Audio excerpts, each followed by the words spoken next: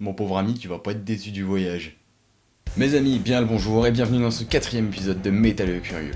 On a déjà effleuré dans les épisodes précédents l'idée que certains groupes, à travers l'intégralité de leur œuvre, abordent une thématique précise, qu'il s'agisse de la guerre pour Sabaton, ou bien des vikings et de leur mythologie pour Amon Amarth. Dans la mesure où le métal représente pour beaucoup un idéal de liberté et d'anticonformisme, il est une thématique qui matche très bien avec cette idée, la piraterie. Et il y en a quelques-uns des groupes de pirates métal, qu'il s'agisse de Swashbuckle, ou bien de Totterfish, un groupe français. Et pour moi, s'il y a un groupe qui est bien représentatif de ce genre de métal, c'est Hellstorm.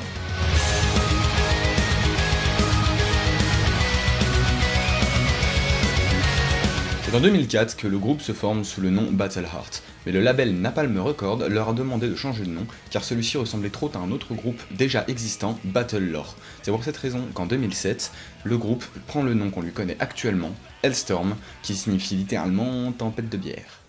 Depuis 2008, Hellstorm a sorti 5 albums studio, tous très fortement inspirés de ce qu'on pourrait appeler le folklore pirate. On trouve ainsi des titres comme Captain Morgan's Revenge, qui reprend la thématique de l'équipage mutin maudit par le capitaine qui l'a trahi, ou Death Throes of the Terror Squid sur la légende du Léviathan. Mais on a aussi des chansons un peu plus...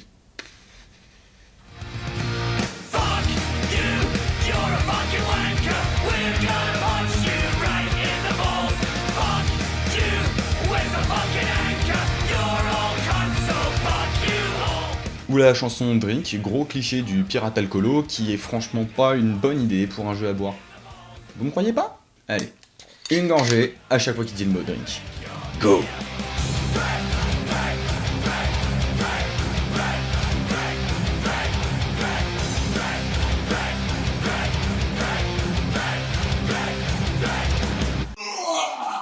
Heureusement, on a des chansons bien épiques, inspirées de faits réels, et c'est le cas de 1741 The Battle of Cartagena, qui, comme son nom l'indique, s'inspire du siège de Carthagène des Indes de 1741, pendant la guerre de l'oreille de Jenkins. Commençons par poser le contexte. En 1700, le roi d'Espagne Charles II meurt sans héritier direct, ce qui déclenche une série de manœuvres politiques qui mènent à la guerre en 1702, entre l'Espagne et la France d'un côté, et la Grande-Bretagne, les Pays-Bas et le Saint-Empire romain germanique de l'autre. C'est la guerre de succession d'Espagne qui épuise les puissances européennes et qui prend fin avec la signature des traités d'Utrecht en 1713. Parmi les clauses des traités, le duc d'Anjou Philippe V, petit-fils de Louis XIV, est reconnu comme souverain légitime de l'Espagne, mais la Grande-Bretagne obtient le monopole de l'asiento, c'est-à-dire le droit de circuler dans les Caraïbes espagnoles pour faire le commerce d'esclaves. Cependant, les traités d'Utrecht stipulent que les navires britanniques n'ont le droit de venir décharger leur cargaison dans les Caraïbes espagnoles qu'une seule fois par an. Cette limitation, couplée avec le désir de la Grande-Bretagne de devenir une grande puissance économique, mène au développement de la contrebande. En 1731, un navire contrebandier britannique est arrêté par les gardes-côtes espagnols. Sa cargaison est confisquée et son capitaine, Robert Jenkins, se voit trancher une oreille par son homologue espagnol. Jenkins a bien tenté de contester, mais l'autre a fait la sourde oreille. Les relations diplomatiques entre l'Espagne et la Grande-Bretagne étant tendues, et cette dernière souhaitant accentuer sa présence dans les Caraïbes via la Compagnie des Mers du Sud, la Chambre des communes se sert du prétexte de la mutilation du capitaine Jenkins pour déclarer la guerre à l'Espagne en 1739. Vous l'aurez compris, c'est ça, la guerre de l'oreille de Jenkins. En décembre 1739, une flotte de 6 navires britanniques commandée par l'amiral Edward Vernon met à sac Portobello, une petite ville mal défendue et mal organisée, en moins d'une journée. Encouragée par cette victoire, la Grande-Bretagne met sur pied une flotte gigantesque et décide en 1741 de frapper un grand coup dans un autre port espagnol, Carthagène des Indes, lieu clé sur la route des Indes occidentales. Enfin on y arrive. La chanson commence sur une intro qui balance le thème en 8 bits, parce que pourquoi pas.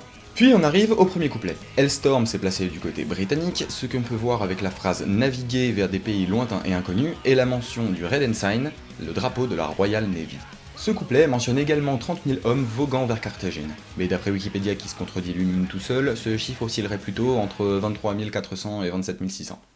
Le deuxième couplet commence avec la phrase « frapper 2 fois et 2 fois nous avons échoué », qui est un peu un mystère pour moi. Je pense qu'elle renvoie à 2 tentatives précédentes de conquête des Caraïbes par la Grande-Bretagne, mais je n'ai pas réussi à trouver d'informations sur le sujet. Donc si vous savez, n'hésitez pas à m'en faire part dans l'espace commentaire. Ce deuxième couplet prétend également qu'il s'agit de la flotte la plus grande que le monde ait jamais connue. Et en effet, elle est plutôt balèze puisqu'elle consiste en pas moins de 186 navires britanniques. Entre ça et les 30 000 gus mentionnés plus tôt, les 4000 soldats carthaginois et leurs 6 navires, ils devaient un petit peu trembler des genoux. Nous avons donc là deux couplets qui présentent le début de la bataille sous un jour clairement avantageux et optimiste pour les forces britanniques. Le refrain décrit de façon assez épique, avec trompette et compagnie, la violence des combats. La météo est à l'orage, la mer est enflammée, et le narrateur est conscient que l'événement auquel il participe façonnera le monde. Et si je ne vous parle de narrateur que maintenant, c'est que c'est lié au troisième couplet qui présente notre capitaine haranguant ses hommes. On est donc à bord d'un navire bien précis qui vit la bataille, mais on commence à se détacher du fait historique. La fin du troisième couplet est assez intéressante car elle introduit un élément qui était jusqu'alors absent, le doute. D'une part en mentionnant des présages de destin funeste, et d'autre part en se terminant en chant guttural sur un break qui s'ouvre sur une rythmique différente. On arrive sur un passage en chant guttural qui retranscrit l'horreur vécue par les hommes d'équipage et la colère du capitaine devant la lâcheté de ses hommes.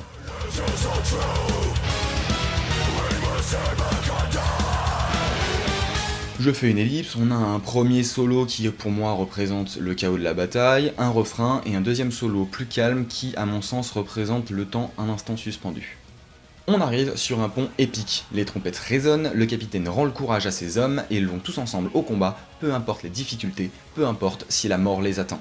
Et franchement, écoutez ça vous donne pas envie de dégainer vos sabres, de mener une bataille épique et d'aller mourir pour la couronne ?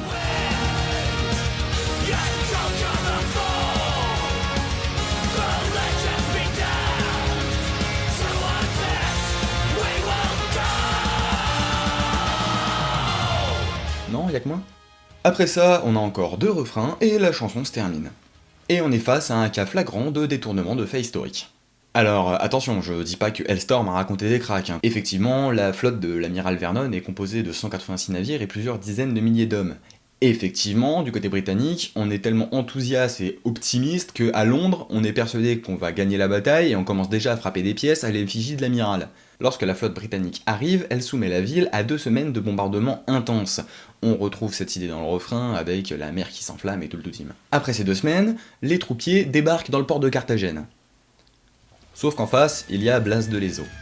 Blas de Lezo est un amiral espagnol, vétéran de nombreuses batailles. Informé de l'arrivée imminente de la flotte britannique, il a rénové les fortifications de la ville et minutieusement mis au point des tactiques de défense, en tentant plus d'empêcher l'avancée des forces ennemies plutôt que de leur infliger des pertes importantes. Son plan, c'est de tenir jusqu'à l'arrivée de la saison des pluies, parce qu'il sait que si ses troupes sont habituées au climat, c'est pas le cas des Britanniques. Et en effet, ça fonctionne, puisqu'à la saison des pluies, de nombreux cas de fièvre jaune et de dysenterie apparaissent dans les rangs britanniques. Outre ceci, le commandement britannique est divisé. En effet, l'amiral Vernon et le général Wentworth, chef des troupes terrestres, ne s'entendent pas du tout. Lorsque le second veut déclencher une attaque terrestre, le premier lui refuse le soutien des canons de ses navires, en prétextant que les eaux du port sont beaucoup trop peu profondes et qu'il ne pourra pas s'approcher assez. Bref, la flotte est désorganisée et lève le siège à la mi-mai. Ce qui devait être une victoire éclatante pour la Grande-Bretagne s'est transformé en raclée monumentale. Près de 20 000 pertes humaines sont à déplorer, plus de la moitié d'entre elles étant dues aux maladies, et de très nombreux navires sont détruits pendant le siège ou abandonnés à cause du manque d'hommes. En Europe, bien que la Grande-Bretagne reste une grande puissance, cette défaite et l'éloignement de sa flotte encouragent ses ennemis, la France et l'Espagne, ce qui mène entre autres à la guerre de succession d'Autriche. Mais c'est une autre histoire. Alors oui, 1741, The Battle of Cartagena est une chanson ultra épique qui me met une pêche d'enfer à chaque fois que je l'écoute, mais pour ce qui est de la rigueur historique... Bon, je vais pas être totalement mauvaise langue non plus, la chanson reprend des thèmes assez proches des faits. La conviction de remporter une victoire facile, suivie ensuite par le doute et l'horreur du conflit. Le problème, c'est que c'est amené de telle sorte à ce que, quand on écoute la chanson sans s'intéresser à ce qu'il y a derrière, on croit que la Grande-Bretagne a gagné un conflit difficile. Enfin, moi c'est ce que je croyais jusqu'à ce que je fasse mes recherches pour cet épisode. Merci d'avoir regardé cette vidéo jusqu'au bout, j'espère qu'elle vous aura plu. Si c'est le cas, vous connaissez la chanson, likez, abonnez-vous, partagez. Vous pouvez également aussi me rejoindre sur les réseaux sociaux, je vous mets les liens en description. Moi je vous fais des bisous et je vous dis à la prochaine.